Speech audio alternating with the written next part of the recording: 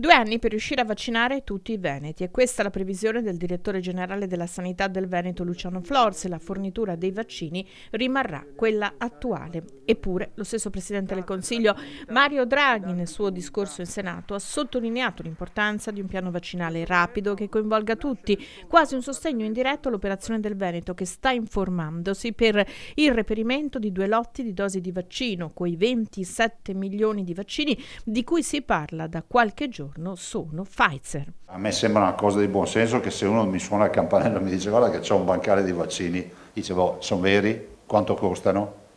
Allora, se non è una speculazione, è uno spreco. A me sono concesso che potremmo anche discutere sul valore della vita e il valore del vaccino. E se si possono veramente considerare dei vaccini a tutti gli effetti con i lotti, con la tracciabilità, perché non inocularli? Il professor Draghi è persona intelligente e di buon senso, penso che non ci sia dubbio su questo. Dopodiché sapete, siamo in un paese nel quale l'odio sociale impera e imperversa. Quindi se qualcuno fa qualcosa di buono, c'è sempre il sospetto che debba guadagnare lui o guadagnare qualcun altro. Questo è il grande freno del paese. Non esiste più il bene comune. Questi 6 che ci hanno risposto con un'offerta molto dettagliata, abbiamo chiesto il numero di lotto e la scadenza della fornitura. Questo l'abbiamo fatto perché queste sono informazioni necessarie per la preventiva autorizzazione ministeriale.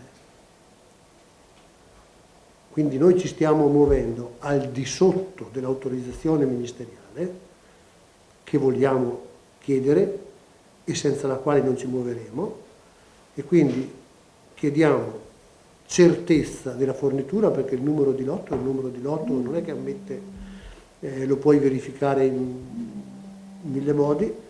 Allora noi stiamo in questo momento alle 2 aziende stiamo chiedendo diceci il numero di lotto della fornitura e relativa scadenza.